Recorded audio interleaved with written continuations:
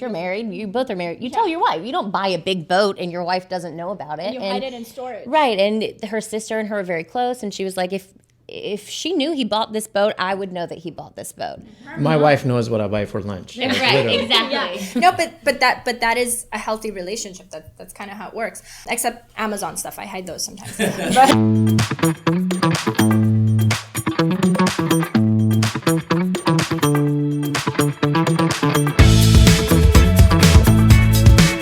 Hi everyone, welcome to our second episode of LA Legal, where we talk about all things law related, all things lifestyle, and everything in between.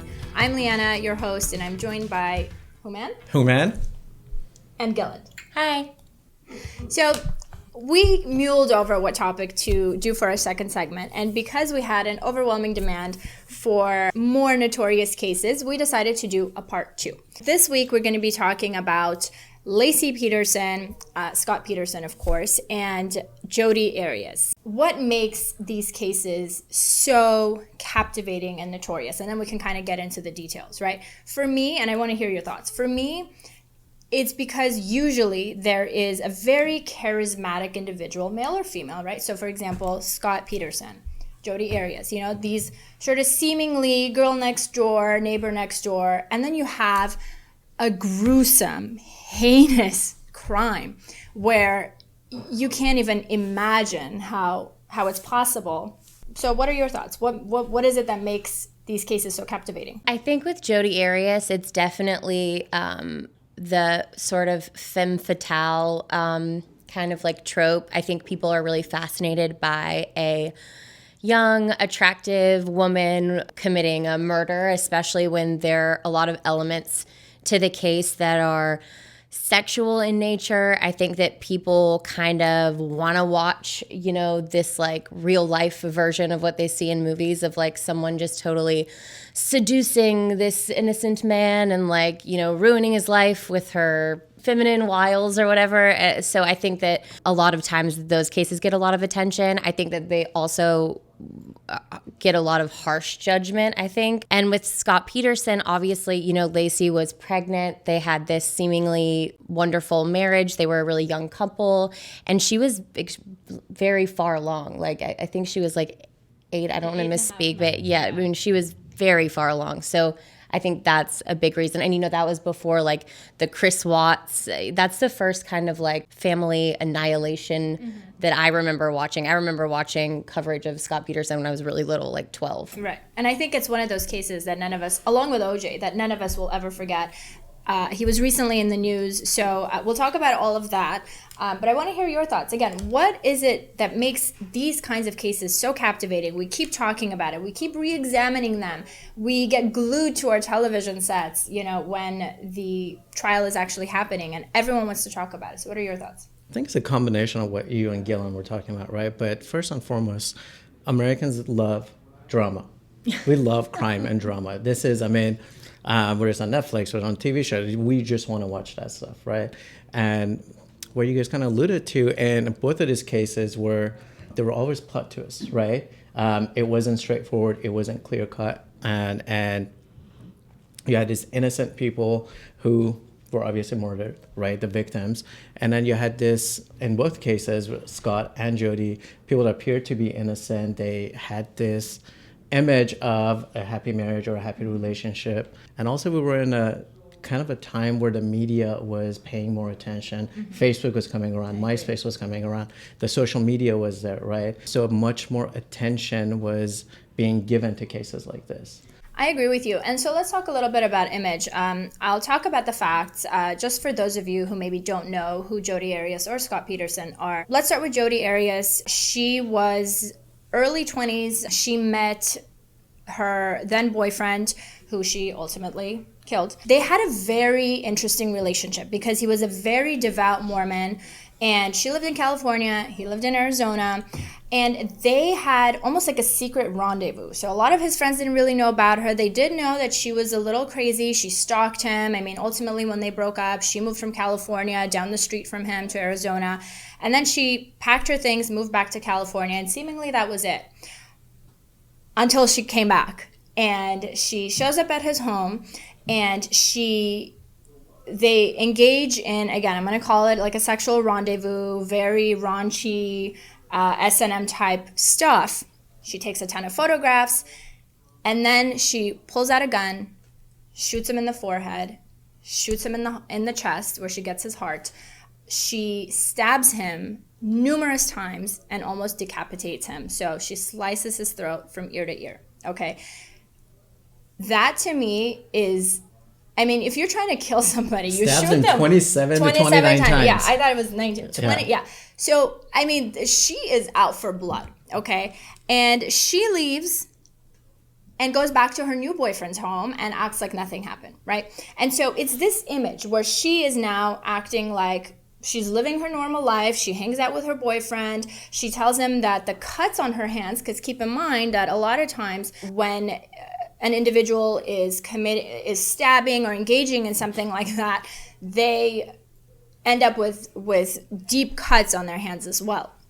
So she tells him that like her cat did it. She tells the same thing to the detectives. So let's talk about that image, right?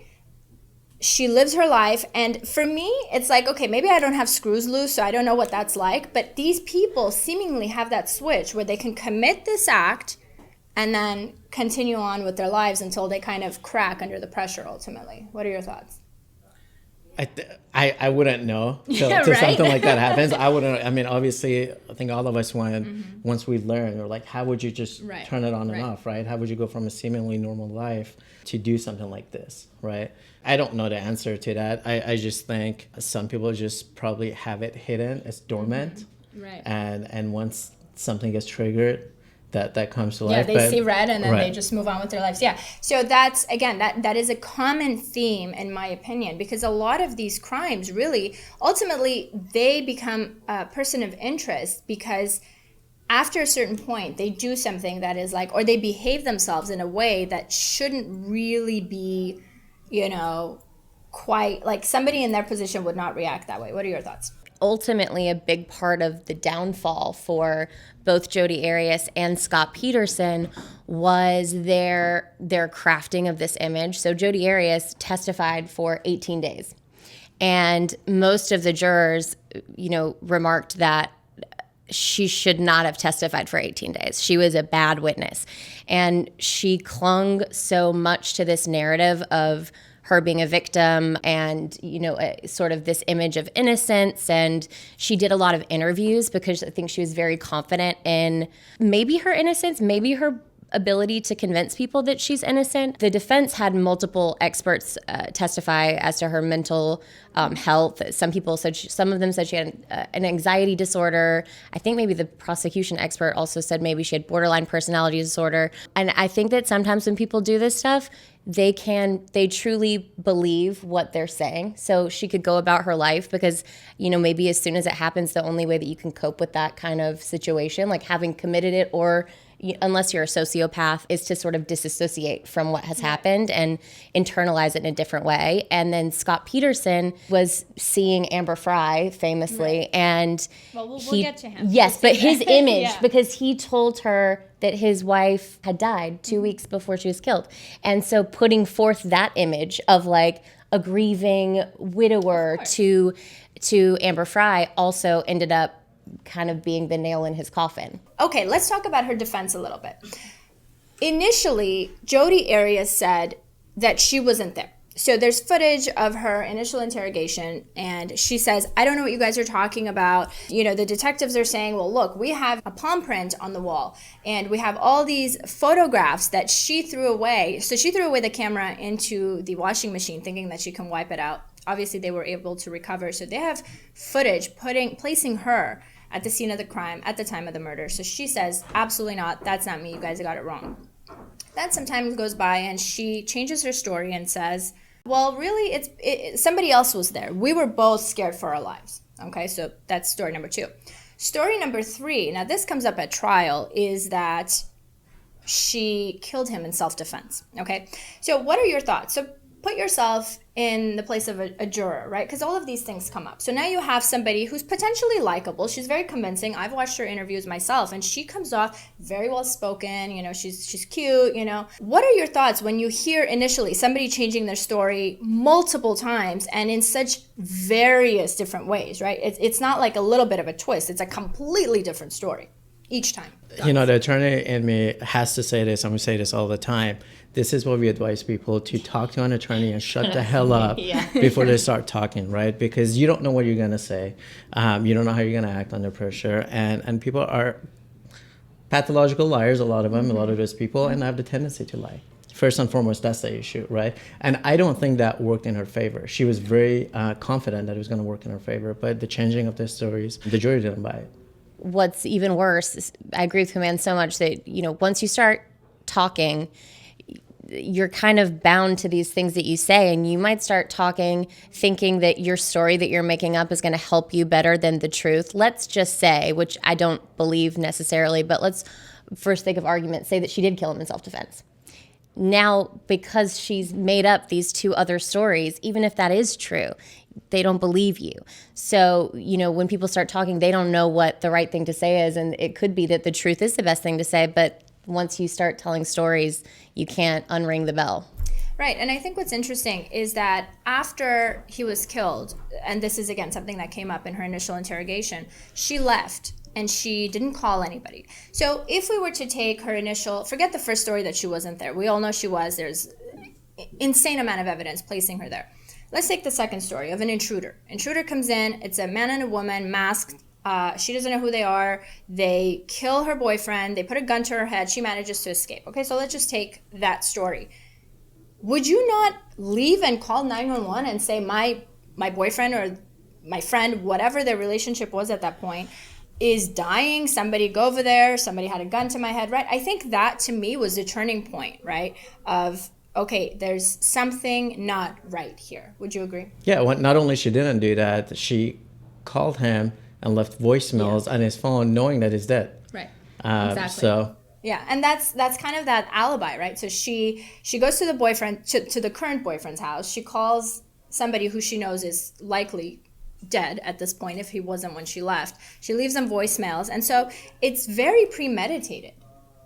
And not only that, she bought a gas can Multiple, too, I think, and didn't stop at any gas stations on her way there, and she then returned the gas can like a week after he was killed. So I think that was a way that they were pretty conclusively proving that it was premeditated. You know, she was building this story that she was never there, she never drove there, she was trying to cover her bases. Right.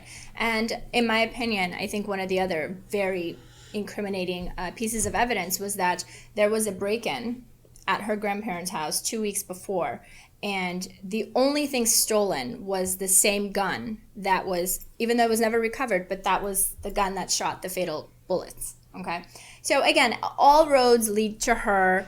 I just thought it was just really interesting to watch that progression of her stories, and at no point in time did she falter even the slightest bit. She always maintained her composure. I personally didn't see any remorse. I remember watching the trial because I was very invested. Shocking. So what are your final thoughts before we move on to Scott Peterson? I think one thing Gilland said is, you know, whether they are sociopaths or not, I think that's one of the requisite character traits, right? Because once you do something like this and you go back and you try to live a normal life and act like if it didn't happen, George always says in Seinfeld that it's not a lie if you believe in it, right? And you really do have to be a sociopath to do something and then believe it so much that stick with that story, right? And act like it never happened and believe the story that you're putting forth. So, and she continued to give interviews. She's now like, you know, this queen bee person in prison. Like she won, I guess, some prison like talent show. Like it's just, she continues to be who she was prior to this incident, just in prison. And she had an interview saying, even before the jury came back and she was officially sentenced, she was like, you know, I'd rather die, you know. So it's almost like, put me on death row. Like most people don't have these interviews when they are right before their trial is about to begin or during sentencing. So I thought it was very interesting and very in par with what we saw or we assume her personality traits are? I don't think that we definitely know exactly what happened, because while everything points to everything leading up to her killing him, sort of her getting to his house, and then from what we know at his house leads to totally premeditation. She went there planning to kill him. But then what happens at their house is strange, to engage in sort of the rendezvous is what you were calling it, that they engaged in to take these photos. It does feel like I'm trying to keep it PG. yeah, right. It does feel like there's sort of a missing piece to the story to make it all make sense. And like you said, with the death penalty stuff, she kept saying, "I'd rather die, give me the death penalty." But then when it came down to it, she got up and said, "Nah, never mind. Don't give me the death penalty. I'm going to donate my hair to Locks of Love." She was like, I'm donating all this money to survivors. And it was a one holdout, 1 to 11 to give her the death penalty. And they ended up, she got life. Look, I see totally where you're coming from, but I think the missing link is like the motive. I don't necessarily think there's any question that maybe there was somebody else. Oh no, for sure. Right. Agree 100%. It was like, it's was just he like cheating what on her and happened she in snapped? between. Right. Did he like officially break up with her and she Right, snapped? There was right. definitely a woman who snapped and just went crazy, if I can say that. Right? Because you don't stab someone once, you don't stab 27 times, 27 or 29 times, yeah. and you shoot him twice, and you almost decapitate him. You're very angry at the moment. Let's talk about Scott Peterson. This is, I think, right up there with O.J. Simpson. Almost everybody knows this case. 8.5-month pregnant Laci Peterson disappears one day, on Christmas Eve. Her husband's story was that on Christmas Eve, he woke up in the morning. It was gloomy, cold, rainy day, so he decided instead of golfing, he was going to go fishing 90 miles away. And he went fishing in the San Francisco Bay. He comes back, sees his wife is not home, their dog is home, her car is in the driveway, doesn't think much of it, calls her, she doesn't answer, goes about his life, again, eats some pizza, watches some TV, and then hours later calls Laci's mom and says, "Do you know where she is?" And the mom says no, and he says, "Okay, I think she's disappeared." So I think when investigators were putting the pieces together, I think that was one of those moments where they were like, interesting, why would you say she disappeared? Maybe she's at, like the neighbor's house, or she went shopping. So ultimately, after a storm, the upper torso of a female surfaces, and of course the unborn fetus, who they were able to, through DNA testing, link as the child belonging to, obviously, Scott and Laci Peterson. So really, really sad. My initial thought here is someone who sort of has been pregnant and knows the drill, right? At 8.5 months, you're due any minute, any day. So for your husband to go off fishing 90 miles away, that to me is like a big red flag. Now that I'm kind of thinking back and reading some of the facts, right? Who does that? Christmas Eve, you leave your pregnant wife and you go fishing and you come back. And again, it's that sort of lack of any emotion about where your pregnant wife is, the woman carrying your child. So what are your initial thoughts about this case?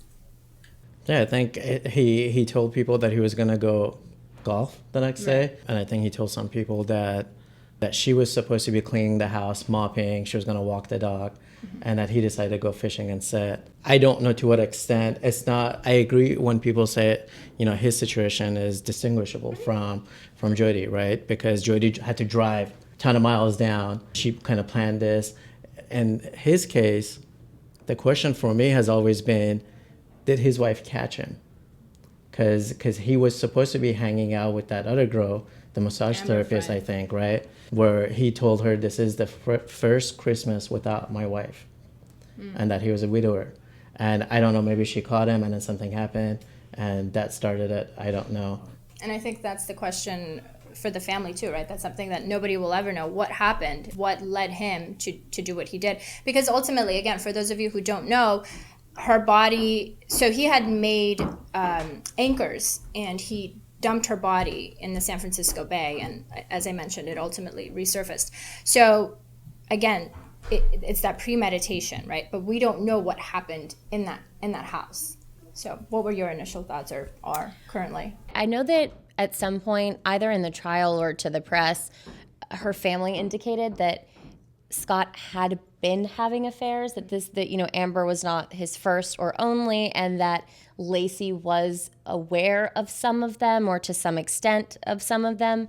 And I think that she was 8.5 months pregnant and the clock was ticking. And, once she had the baby, there was not going to be as many ways out of this for him. And I think that 8.5 months pregnant, I don't think it's a coincidence. I don't think she necessarily caught him, or that if she did, it would be any different than it was when she caught him other times. I think he just was running out of time. I agree. And I think, look, the reality of having a child is very real at that point, because like I said, it's sort of like an any day type of situation. So I think he made a decision that, you know what, this is not the life I want. And instead of being normal, can I say that? And say, look, this isn't working out. We can go our separate ways, and that's that. And we can maybe co-parent. He killed his wife and his unborn child. I mean, again, there's something so wrong in your mind for you to go there immediately. So I agree with Christina. He did not see red. Maybe there was a fight. Who knows? But it's just a decision you have to make prior to that. He also bought the boat. Yes. Significantly before this happened, and I don't know that he'd ever used it before that day.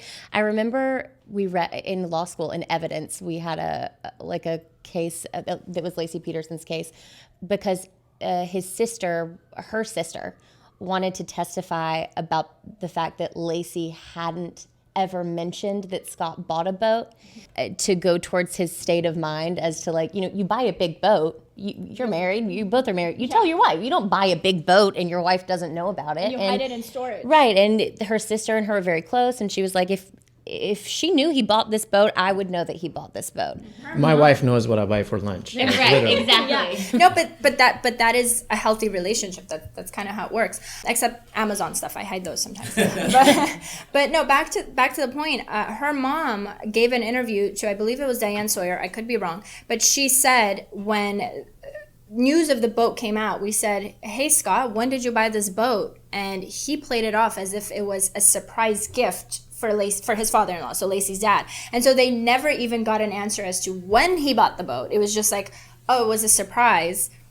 But again, your wife didn't know about it. Nobody in the family knew about it. It's not a $10 purchase, right? It's a big purchase you're making. So I agree that boat and all of the equipment that he bought, all the ropes and everything that accompanied and was discovered on the boat, to me again screams premeditation. Would you agree? Yeah, I do. And to me, to some extent, I think what he did was much more egregious and heinous as opposed to what Jodi did. Because Jodi, it happened, right away, and then she was there for. Yeah. But I mean, for me to, pretty much you're killing your wife and your unborn son, right? She's pregnant. You're killing her. You're dumping the bodies, and then you're going back. And again, acting like it never happened, acting like you had nothing to do with it. And he attends the vigil. I mean, that to me is, I don't even know if I know a word for that, but he attends the vigil for his missing wife, because at that point they hadn't discovered the body, missing wife and pregnant missing wife. And he calls Amber Frey, and at this point she was cooperating with law enforcement, so everything's being recorded. He calls his mistress, and he says, "Sorry about the noise. I'm by the Eiffel Tower celebrating New Year's." So he called her to say Happy New Year. Thoughts?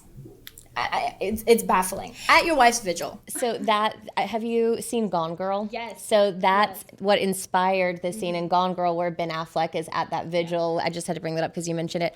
Yeah, Amber Frey was his downfall, in my opinion. I think that without her, I don't know that he would have been convicted. She reached out to the police herself when she saw that Laci was missing. And it also, you start to think, as if you're Scott Peterson, and this also happened with Chris Watts' mistress, do you not think they're going to see on the news that it's all over the news that this woman is missing? Here's what I think is interesting on that point, is that up until news became nationwide, he didn't allow anyone to take his photo, to post photos around the neighborhood of him and Laci Peterson. So her sister said in an interview again that he would come every morning and take down any photos from the center that they had set up where everyone was printing flyers. He would take down his photos just in case somebody saw it or takes a picture or whatnot, and it ends up on the news. So this guy is actively, even after what he did, trying to play this role so that his now mistress doesn't catch on. And I didn't even know until today how he was arrested. I don't know how I missed that. You gonna tell it? Oh, sure. So, of course. So he actually had dyed his hair red, taken out like $10,000 or $15,000 in cash, rented a car, and they actually caught him right by the Mexican border, which obviously tells us that he was about to escape. He played it off as, the media frenzy is just, it's too much, so I need to change my image, so I'm not recognizable. Yeah, so he was... every step of the way, this guy is lying. And what's crazy about that is that his dad actually tried to help him out. Because I asked him, because he was caught by La Jolla Golf Course, and he said I was playing golf. And they had all the money in the $15,000 cash in the car, change of clothes, hunting clothes, survival kits. And his dad apparently said, well, the media has been following him. He's scared about that, so he's living out of his car. And then they asked about why does he have 2 driver's licenses, one his brother's, one his. And I said because he wanted to get a resident discount at the golf course. Look, it's a horrible position to be in when your son, I would imagine, is being accused of murder. But in an interview, again, Diane Sawyer, I went back and I watched all of these last night. The dad said, so Diane Sawyer says, were you aware that he was cheating and had an affair with Amber Fry? And he says, no, but men are men.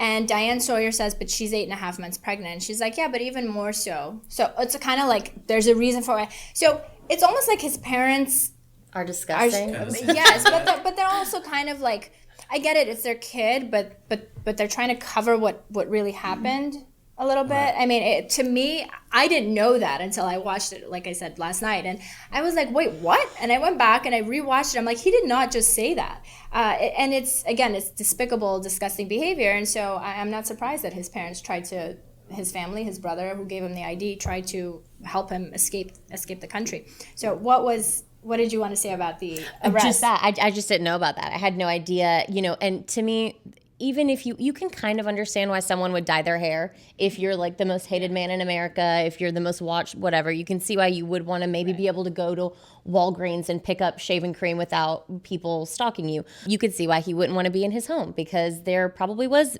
hundreds of news vans and media circus outside his house. The $15,000 in cash, though, you can't really get around that. Even there's no explanation for $15,000 in cash. None. Even clothes. You're living out of your car. You had to have clothes. He lives in Modesto. What are you doing at the Mexican border? Right. And so what I also think was interesting, when he was actually arrested from there, they were driving him to the Modesto Police Department. And on the way is when they got the dispatch saying, we have these bodies. And so the officer who was in the vehicle with him said, we turned around to him and we said, it's a long drive, so we're going to stop by for lunch at some point. And he said, okay, I'll have a double or something like that, double cheeseburger. So let's talk about that psyche a little bit. Like the guy just straight up is like, give me a cheeseburger. It's all good. It's weird. It's bizarre. And I think at that point, he was like, well, you got me. I think it's that character trait we talked about. They're kind of numb to it, Can we talk about how both Scott and Jodi dyed their hair after the fact? Yeah. Oh, yeah. She did. Yeah. So, maybe it's that, like, this is some stuff you talk about in, like, literature books, right? It's that now you're trying to personify and change into a completely different person. You're changing physically, you're changing your appearances. So any final thoughts? I mean, if we can talk about this for hours and hours, and maybe we'll do a part 3, because I do want to talk about JonBenet Ramsey at some point. I think that is just one of those phenomenal You could mysteries. Talk about that for 4 hours. We can talk about that for the rest of this podcast. But any final thoughts as we kind of wrap up on either case? On Scott Peterson's appeal, I just want to say one thing real quick, because Gilland and I were in trial back in December, and when we were picking a jury, a lot of times we ask jurors questions, right? And sometimes their belief is something different than we have. For instance, in a car accident case, you may ask, would you be okay with people suing other people for car accidents, right? And a juror may say, no, I'm not okay with that. That doesn't automatically excuse a juror. In Scott Peterson's case, what happened, the judge did not ask any follow-up questions whether a person was going to be fair, regardless of their belief on the death penalty. So they asked, are you against the death penalty? And people say yes, and he automatically dismissed them or excused them instead of trying to rehabilitate or ask those follow-up questions. And that was one of the things that came up on appeal. Mm-hmm. So the conviction still stands, but he went from death row to now life in prison. Without parole. Without parole. And I think that was the right decision. They asked jurors, how do you feel about the death penalty? They said, I'm against the death penalty. And so then they just dismissed them. So the entire jury pool essentially was people who are for the death penalty, which is stacking the jury to pick the death penalty. Exactly. Well, I mean, and I talked about this with Nima a little bit to see if maybe there's a possibility for appeal, again, right, for maybe the state to want to go back. And really there's a moratorium on death penalty in California anyway. So I didn't know this. It's a little fun fact. So I think the conviction is just going to, or the sentencing is just going to stay, and I think he's going to spend the rest of his life in prison, as he should. May he rot there in peace. So, well said. That's just about all the time we have. Thank you so much for joining. Thank you to all the viewers, the listeners. Thank you.